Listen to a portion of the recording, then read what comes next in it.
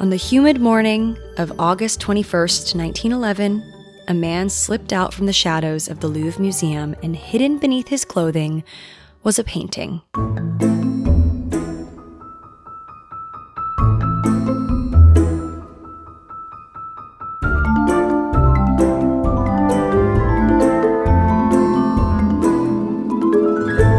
Why, hello there. Welcome back to Mystery for Two podcast. I'm Katie.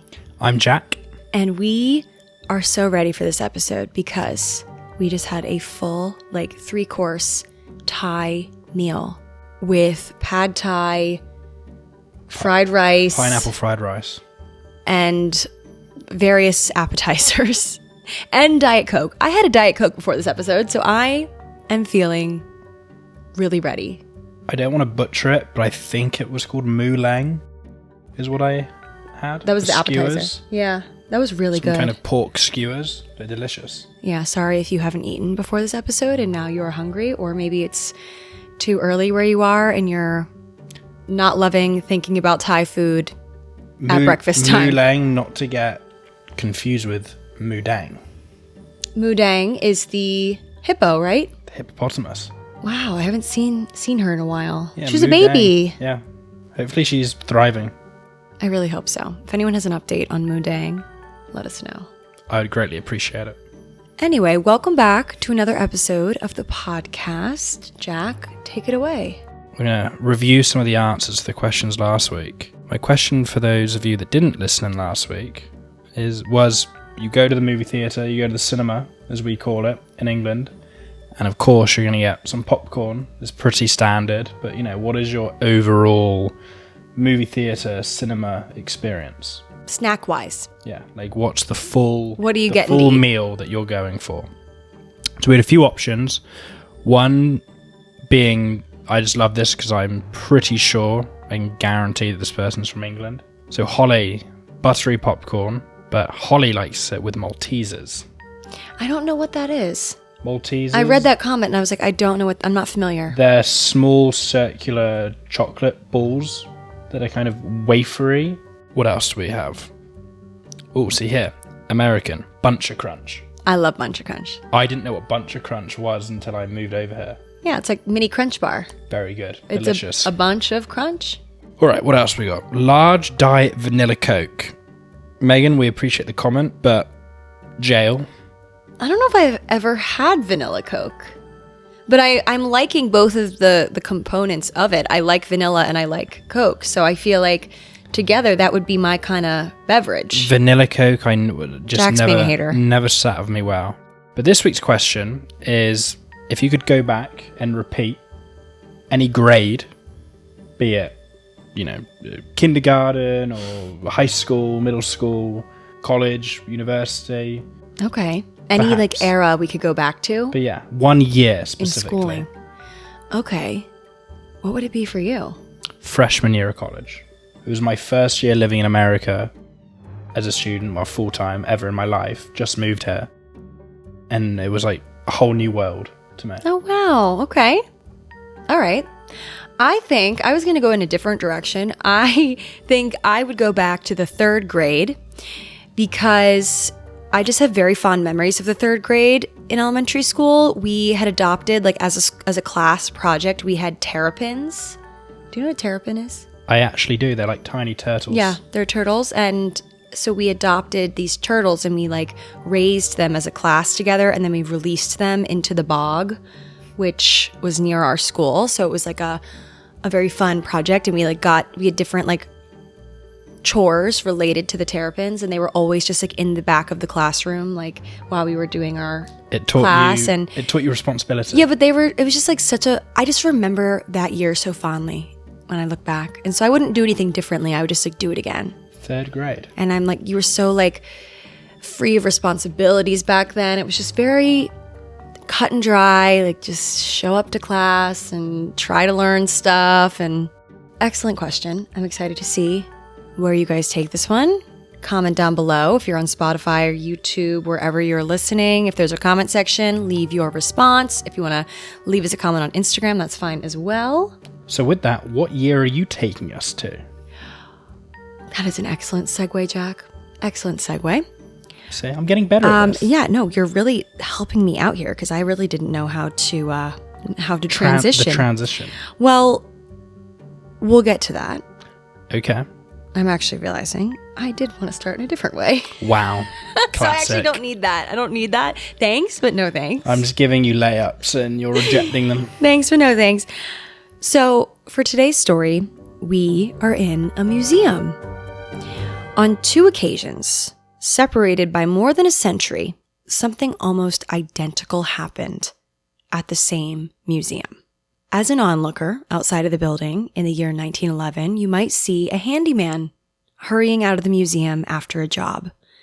And then if you traveled to the year 2025, you'd see a very similar scene, 4 construction workers leaving the museum. And while handymen and construction workers are to be expected at places like these, especially ones as old as this one, these individuals were not actually there to fix anything. They were there to rob the place. Another heist. I love it. And on 2 separate occasions, more than a century apart, this museum was robbed of priceless artifacts by people masquerading as fixers. One of these heists is a solved mystery, while the other is still an active investigation. Is it the Louvre? As you might have guessed. Yeah. That's my next line. I was like, hopefully Jack will guess it by this point.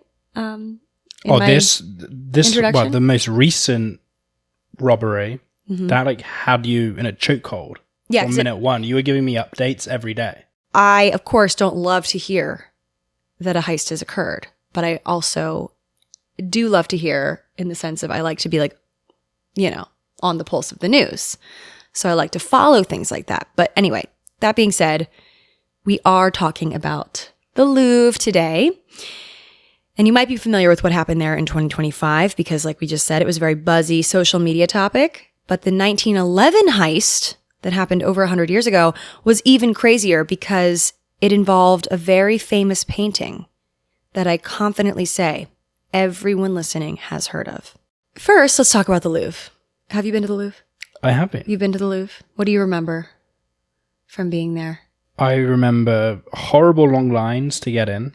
Okay. To be honest with you. And to be perfectly honest with you, I thought the Mona Lisa was very overrated.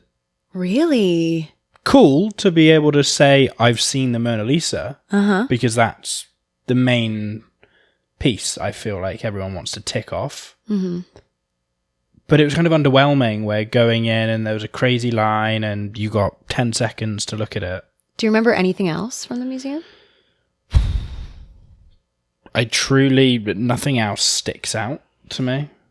Okay. My overall trip to Paris. This is making me die inside, but also I don't know. I predicted this from you. I remember the Arc de Triomphe. Okay, so you remember things that weren't in the Louvre. Indeed. What caught my eye in Paris was actually the circular system of Paris. I don't know what the actual phrase is, but I think you go up the Arc de Triomphe, I believe, and then you can see how the streets of Paris are built. So it's like rings. It's like instead of a grid system, it's like a circular system. Yeah, it's like roundabouts everywhere. No, it's like a circular ring. I'm telling you, I'm not losing my mind. Okay. And when you edit it and look at this after, you can put a picture. Okay. But yeah. If you're watching on YouTube, photo evidence will be supplied if it exists. And my last thing about Paris was I do think I had my best ever freshly squeezed orange juice. Okay. In a Parisian cafe. In a Parisian? I thought you said prison. Parisian. Did you guys hear prison? I heard prison. Paris. Well, I'm really happy to hear that. You had a really good orange juice. I, for one, when I went to the Louvre, I thought it was the coolest place on earth.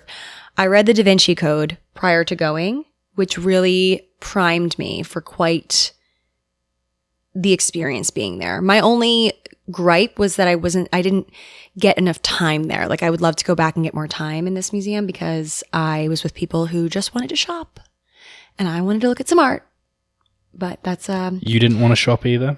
Well, of course I wanted to shop, but I wanted to do it all.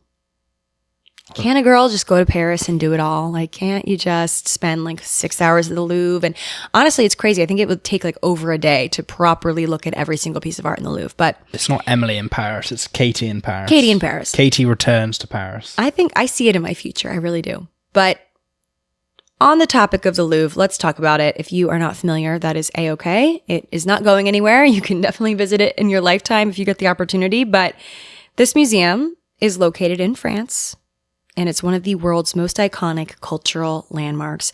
But fun fact, it actually did not start out as a museum. It was originally a royal palace, a symbol of French power and prestige. After the French Revolution, it was transformed into a public museum because, as we know from history, the revolution had overthrown the monarchy, so off with Marie Antoinette's head. And the new government wanted to rebrand art, which had long been just the exclusive privilege of rich people, of kings and nobles. And they wanted to make it accessible to normal people, to everyone, when it hadn't been previously. Napoleon was hogging it all.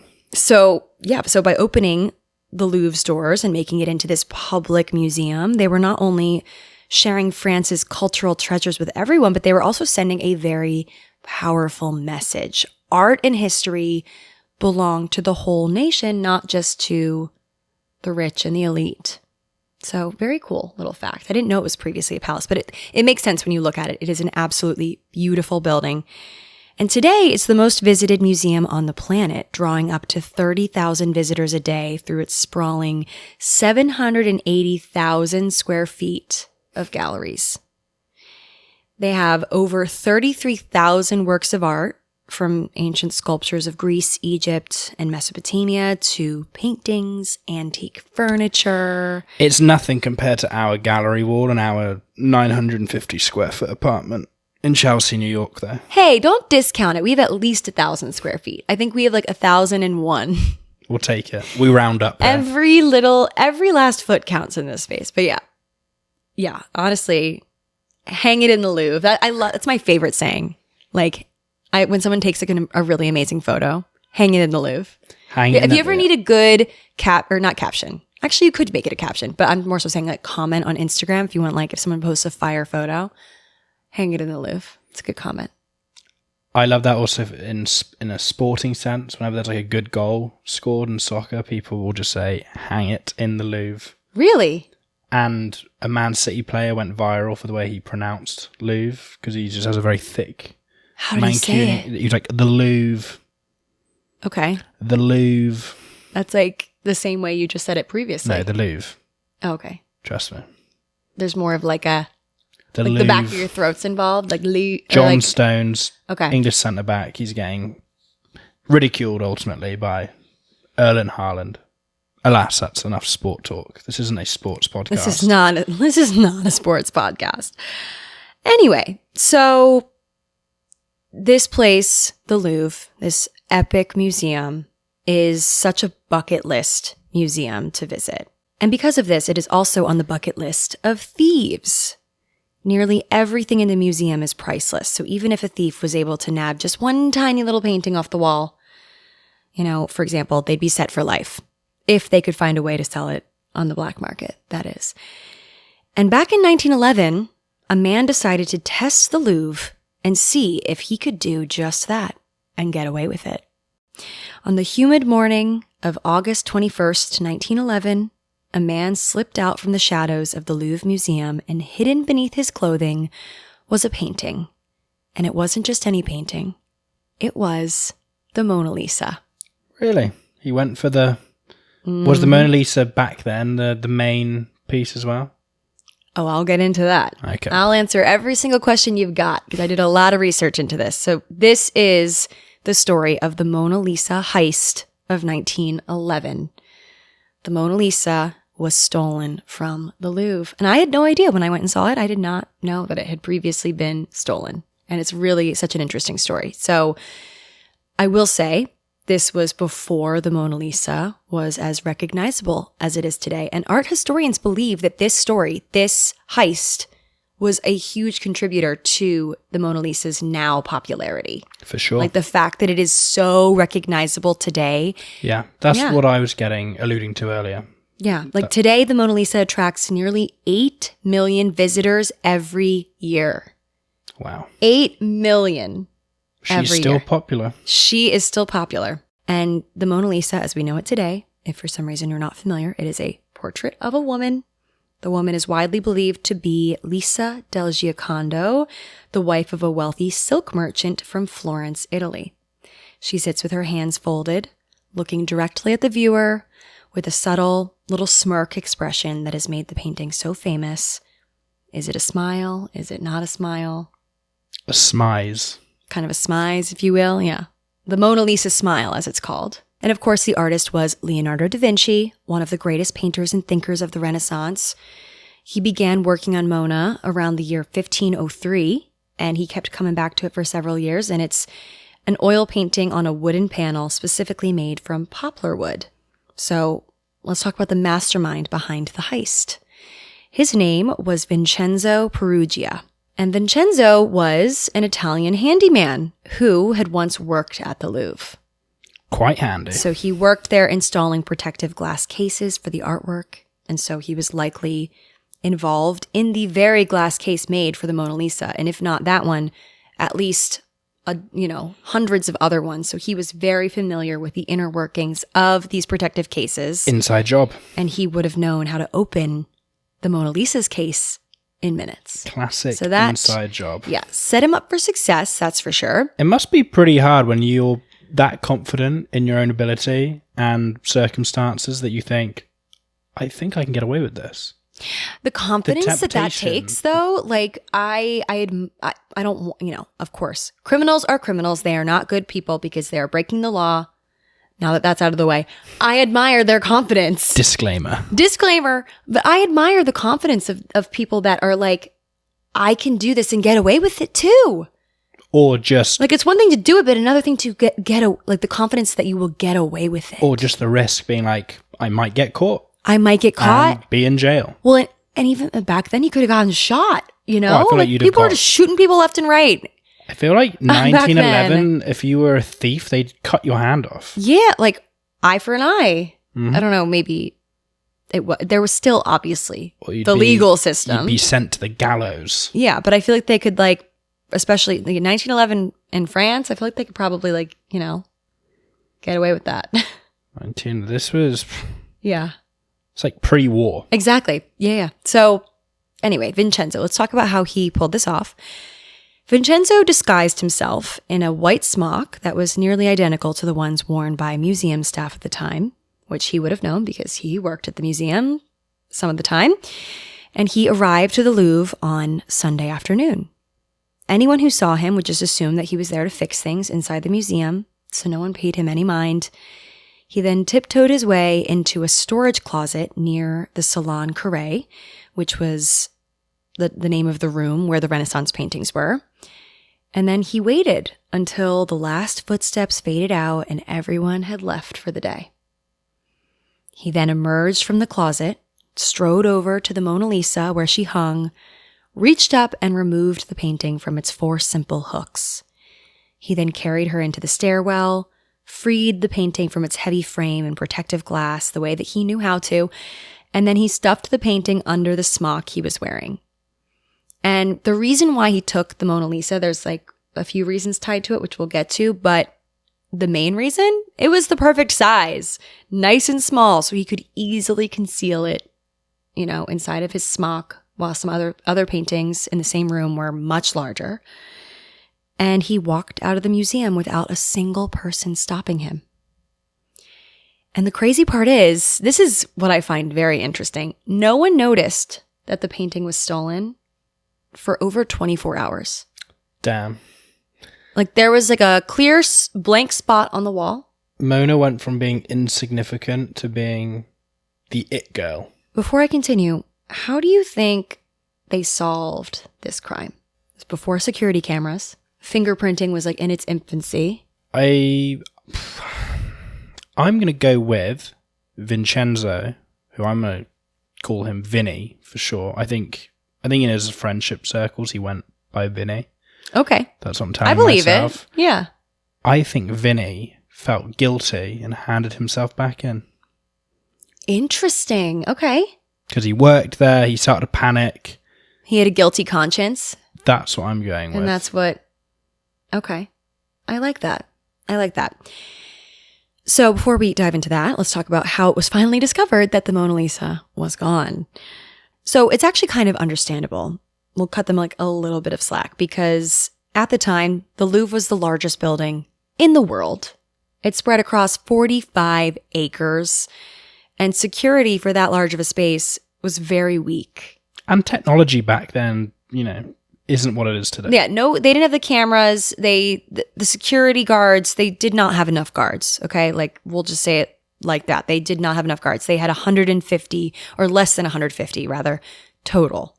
And this wasn't the first robbery at the Louvre, but it is the one that garnered a lot of media attention and is still talked about today, which we will get to.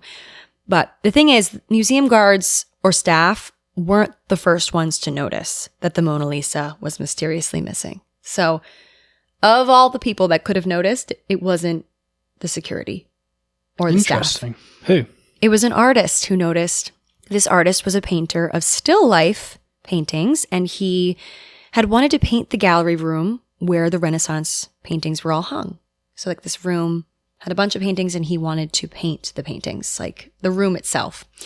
And he essentially pulled a Karen in a way and complained about the missing Mona Lisa. He was like, you guys, I can't do my painting here if there's a painting missing on the wall. Like, I can't do what I want to do here if there's something awry. It's ruining the vibe. Yeah.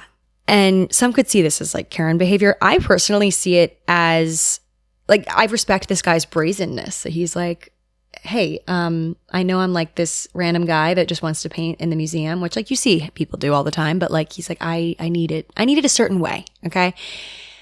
But the thing is, at first, when he went and talked to one of the guards and was like, hey, can you do this for me? The Louvre staff, looked at the wall and they didn't act how one would think they would act. Like you might think like, oh, they'd be in shambles, really stressed that there's this blank spot on the wall. But what we have to remember is actually there was a project going on at the Louvre at this exact same time where they were attempting to photograph everything, all the pieces of artwork, all of everything in the museum, like early cataloging they were trying to do. So at the time, things would, quote, go missing all the time. Like they would just leave their original spot and then be returned after the photographs were taken. It wasn't reason to freak out until 24 hours later, right? Yeah, it took them a minute to realize. So yeah, because of this project, they were taking the pieces of artwork up to the roof to photograph them, specifically because at the time the cameras of that day were not good enough to photograph things inside, like in low light conditions. So they would take everything onto the roof, like these priceless paintings. Like the next time you're in the Louvre, just like imagine them like walking up the stairs, taking them up to the very top. Hey, you can't. Taking pictures on the roof with like the elements, like the breeze coming. Like, well, how dare can one? Like imagine a bird poops on it. True. They're like taking photos of. This is because these priceless paintings. You've trained me well because I take many pictures of you these days. My brain goes to, well, you can imagine taking a picture and the Mona Lisa's backlit. Yeah, but I guess she needs good lighting. They had the best shot up on the roof. So oftentimes art pieces would temporarily be out of their cases, photographed, and then returned eventually. So, like I said, the still life artist, he convinced a guard to go check on the progress. He was like, okay, I hear you, but I need the Mona Lisa back on the wall so I can finish my painting. So the guard then investigates, puts two and two together, probably talks to a few people, smokes a few cigs in between. And then by the time he gets back, he's like, okay, we have a problem here. The Mona Lisa is gone and no one knows where it is. It's not on the roof. Photographers haven't seen it. Gone AWOL. It's gone. Mona Lisa has gone AWOL. So this really goes to show like being pushy can sometimes pay off. Like honestly, this guy was probably like, he probably had a story to tell for the rest of his life. Like I am the one who noticed that the Mona Lisa was missing. Like that was me. But he didn't finish his painting that day. Yeah, I wonder if he ever finished his painting. I didn't even get his name. Like no one knows his name. So at this point, the Louvre staff sounded the alarm and called the police, and the entire museum shut down for a week. And when news of the theft broke to the French media, it became a national scandal almost overnight. American tycoon J.P. Morgan was one of the names thrown out. People were suspecting him of commissioning the theft. Some even whispered that Germany might have been behind it, with tensions across Europe growing in these years before World War I. Authorities offered a massive reward for anyone who had information about where Mona Lisa could have gone, but for years, police couldn't figure out what had happened. Wow, I assumed it was going to be case closed relatively quickly. I didn't know she was missing for years. Yeah. But then they finally got a solid lead. And you'll find this very interesting. So, police arrested a poet named, I'm going to try my very best with this. It's a hard one. Guillaume Apollinaire, I believe is his name. Can I have a look? Yeah. Without spoiling the rest? Guillaume Apollinaire. Yeah, right? I wouldn't do any better. Okay, so that's going to be my guess. And this became their only arrest. So they arrested this poet, and this was their only arrest during the investigation, which, like I said, took years. And all in all, like, the poet ended up being completely innocent. He was like, guys, I did not steal the Mona Lisa, I promise you. But he was so startled by the accusation that he, out of fear, pointed his finger at another artist and told the police to investigate this other guy that he knew of, like through in the scene, because he's a poet. He's like in that scene. He's like, I know a guy who seems pretty suspicious, and his name is Pablo Picasso. Yeah. Pablo Picasso was questioned. Rivalries. Yeah. At the time of the accusation, Picasso was in his 20s. Picasso just like, leave me alone. I want to paint my bowl of fruit. Yeah. So back off. He was questioned by the police, and he confessed to owning stolen Bronze Age statues from Iberia. But he swore to the police. He's like, I know nothing about the stolen Mona Lisa. As one does. But I do have these other statues. Like, I don't know anything about that, but like, I will come clean and tell you I do have these stolen Bronze Age statues. And he knew they were stolen. So the police confiscated these Bronze Age statues, which turns out had been stolen from the Louvre back in 1907. But once again, Picasso was like, I swear I didn't steal them. I actually bought them on the black market. And because they didn't have enough evidence to hold or arrest him, they released Picasso and off he went. So Picasso was involved. They thought Picasso stole the Mona Lisa. Can you imagine? It sounds fake. The world would be very different. Right? Police were stumped by this crime. And while they spun their wheels over who could have committed this heist, Vincenzo the thief, on the other hand, had the Mona Lisa safe and sound hidden in his Paris apartment. So he hadn't even gone far. He hadn't even fled the country. He was like practically down the street from the Louvre, with the painting hidden in a wooden trunk with a false bottom. So he didn't even have it hung up at his apartment? For 2 years. In the Mona Lisa sat in a false bottom of a trunk. That's sad. And no one knew where it was. And for 2 years, he kept it like that, and he didn't even attempt to sell it, which was why police had such a hard time tracking it down. Because, of course, they were on it with like the black market, trying to track like the usual channels, and they just could not find her. But if it wasn't to sell it, why did Vincenzo steal the Mona Lisa? Why would he steal it only to hide it away in the bottom of a trunk? I would have to think he was wanting to sell it eventually for money, but wanted lay low for a while. Maybe the police would get distracted with another case. The case would go cold, and they'd have to move on. Mm-hmm. So Vincenzo's reason actually had to do with history. Vincenzo was Italian. He was the son of a bricklayer and grew up in Dumenza, a Lombardy village north of Milan, Italy. He had a lot of Italian pride, and in Vincenzo's mind, the Mona Lisa did not belong in Paris. Interesting. He believed that the Mona Lisa should be returned to Italy, which was, after all, the birthplace of its creator, Leonardo da Vinci. I see. But he also, like, while he, that kind of like, the dots connect. It kind of makes sense. He also got a large chunk of history very wrong, though. He blamed the Emperor Napoleon for stealing the Mona Lisa from Italy. He thought, in his mind, he was like, Napoleon stole the Mona Lisa. Napoleon did do a lot of bad things. But there was a problem with his logic because Napoleon did not steal the Mona Lisa. Although he did transport countless works of art from Italy to France during his time as emperor, he did not take the Mona Lisa. Leonardo da Vinci himself took his painting, the Mona Lisa, with him to France, and da Vinci's assistant then sold the portrait to King Francis I. So it was a legitimate business transaction. Like, it was a legit sale. It wasn't, there was nothing stolen about it. But Vincenzo thought otherwise. Vinny was just a proud Italian. A proud Italian, yeah.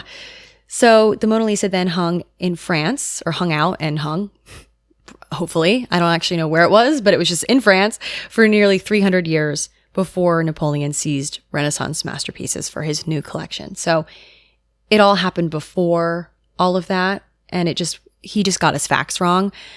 So he was a bit misguided in this accusation that the painting was stolen from Italy. It was sold. So that was his motivation. That was why he did it. So how did Vincenzo ultimately slip up and get caught? That is the question. 28 months after he snuck out of the Louvre with the Mona Lisa, Vincenzo came across an advertisement in his local newspaper, and he took this ad as a sign. In the ad, a Florence-based art dealer named Alfredo Geri described himself as someone who bought art objects of all kinds for good prices. So it's kind of like one of those ads where like, we'll buy your house, we'll buy your car. Like, just call this number. We buy scrap metal. Yeah, exactly. Like, everyone knows those ads. Like, it's like, we buy junk. Yeah. Call this number.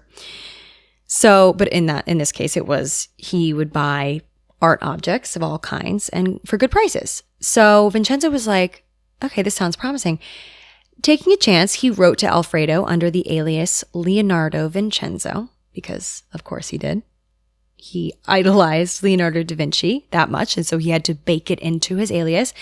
And in his letter, Vincenzo confessed to Alfredo that he was the one who had the Mona Lisa. However, he wrote to him and said that money was not his main motivation. He wanted to return the painting to Italy, believing it had been wrongfully taken by the French. And so, in December of 1913, Vincenzo then boarded a train in Paris with the painting hidden in his belongings and traveled to Florence, Italy. Can you imagine like being on that train in 1913, knowing that the Mona Lisa was missing, because it was a huge media story at that point. Everyone knew that the Mona Lisa was gone, and just sitting next to a guy and having, his trunk be like sitting in front of him, having no idea that the Mona Lisa is stashed inside. Like, imagine. Crazy. It's crazy. You sit around people on the train, like I think of us when we go on the Amtrak. You don't know what people are up to. You don't know what people are transporting. Hey, what they're about to go do. Would you want them knowing everything that's in your bag? Sure, I have nothing to hide. I quite literally have nothing to hide. Do you? No, I'm good. Maybe like when you bring your candy cane boxers on our trips in the summertime, maybe that's something you should hide away from the world. I do have some effervescent underwear. You have some interesting underwear. Yeah. Okay. So maybe that's one thing. But I, on the other hand, I have nothing to hide. I have nothing to hide. Plain Jane? Yeah. No, I'm classic. I'm classy. Classy lady. I'm a classy lady. Anyway, so once Vincenzo gets to Florence, he arranged a meeting with Alfredo, the guy from the advertisement, to discuss the situation. Mind you, this man, Vincenzo does not know this man. They are not friends. They do not know each other. Vincenzo is blindly trusting this man, Alfredo. It's like a Facebook marketplace. Exactly. Situation. So Alfredo then, the guy from the ad, he then reaches out to another man named Giovanni Poggi, who is the director of the Uffizi Gallery, which is the big art gallery in Florence. I've been there as well. It is very, very cool. But he reached out to Giovanni mainly so he could help authenticate this painting that Vincenzo was about to show him, because like at this point, they were trying so hard to track down this painting, like everybody in France, that they, and quite frankly, like the world, that they had encountered a lot of fakes, like people coming to the authorities being like, I want that reward money. I found the painting, and it's just a well done fake. Yeah. So, they needed to make sure a dupe that it was real. And so this guy, Giovanni, he was an art expert. So Alfredo and Giovanni together venture over to Vincenzo's hotel room, where he proudly reveals the real stolen Mona Lisa. And so they look at the masterpiece before them and marvel at how beautiful and how completely legitimate it was. They flip it over and noted that there was Louvre markings on the panel. It was not a copy. It was very clearly the real thing. So I'd imagine they took a moment and were like, this bingo is unbelievable that we are holding the Mona Lisa in our hands. These are two art snobs, in the best way I say that fondly. They know a lot about art, and they were probably like, holy fuck. I cannot believe we are in the presence of this painting that has, it's such a beautiful painting, and it's been missing for 3 years. Just about. So once they confirmed that the painting was authentic, within moments, police storm the hotel and arrest Vincenzo. So just set up the whole time? So he was duped by the Italian art dealer and the gallery director, but for good reason. Could never trust an Italian. I mean, I guess sometimes you can, sometimes you can't. Hey, I'm Italian. Watch yourself. That's why I said it. Watch yourself. During questioning, Vincenzo described himself as a patriot. He said that his goal had simply been to bring the Mona Lisa back to Italy. Bring her home. Bring her home. But I don't know. Do you fully believe this? Do you fully believe that this was his primary motivation? Or do you think that he just figured that his fellow Italians would turn a blind eye and buy the painting from him to spite the French because they were Italians and they had that kinship? I don't doubt his, initial reason for doing it. But then you'll start telling yourself over and over again that you're justified for doing it. Right. And that doesn't mean it was the right thing to just steal. I think if he accepted any sort of money, it would be one thing if he brought it to a gallery and was like, here, guys. I mean, granted, that would probably not go over well. The same thing probably would have happened with the authorities. But the fact that he's even trying to profit off of this makes me not really believe him fully. You're right. I think he's trying to use that as a crutch to make him seem like he's not a criminal, but he did this bad thing and he's a thief. He's a thief, So in the end, Vincenzo was sentenced to 1 year and 15 days in prison, but served just 7 months before winning his release on appeal. So 7 months. No, he didn't kill anyone. He didn't kill anyone. No one was actually hurt. Exactly. But he remarkably was able to walk out of the museum with this painting under his smock. If anything, if he did 7 months in jail? Mm-hmm. The local economy around the Louvre has him to thank. That is true. Like we said, it wasn't the painting that it is today. The international at this time. Right. Masterpiece. Right. Actually, you're so right. They definitely, the Louvre is probably thank you. They should have a statue of Vincenzo in the Louvre. We don't want to condone stealing, obviously, but thank you for stealing it. Thanks for making me popular. Yeah.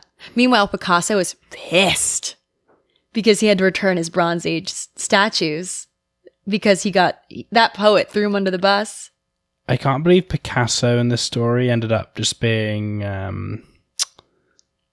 what do you call it? Bamboozled. What's the word? Collateral damage. Collateral damage. Yeah. Yeah. So after Vincenzo, was released, or before he was released, when he was still in jail, the Mona Lisa, of course, was returned to the Louvre. And by then, its status had changed forever. It wasn't famous before. Like we said, it wasn't nearly the most popular piece in the Louvre, but now it was this iconic, once stolen masterpiece. And ever since, it's been yes, it has been a local. It's been a focal point of the Louvre.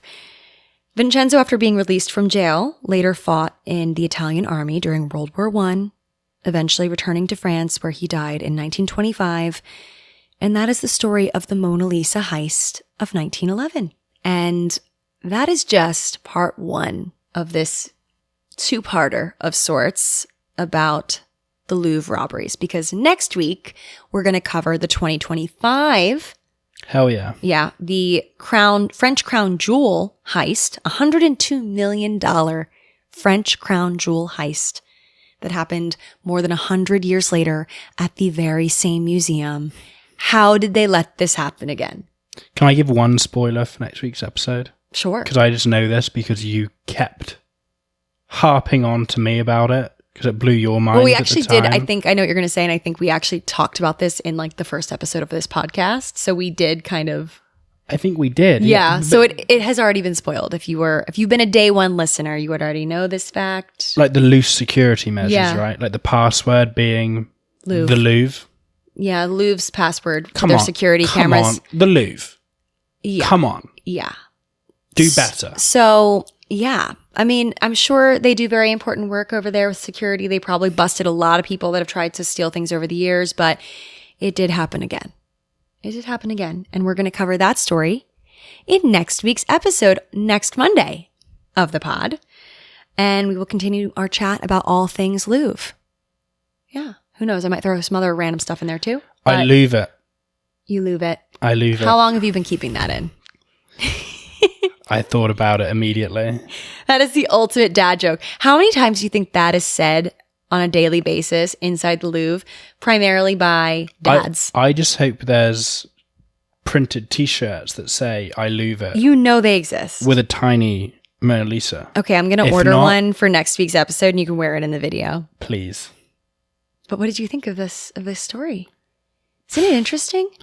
I'm glad no one died. Like I'm really, that is just what I'm grateful. And it was returned.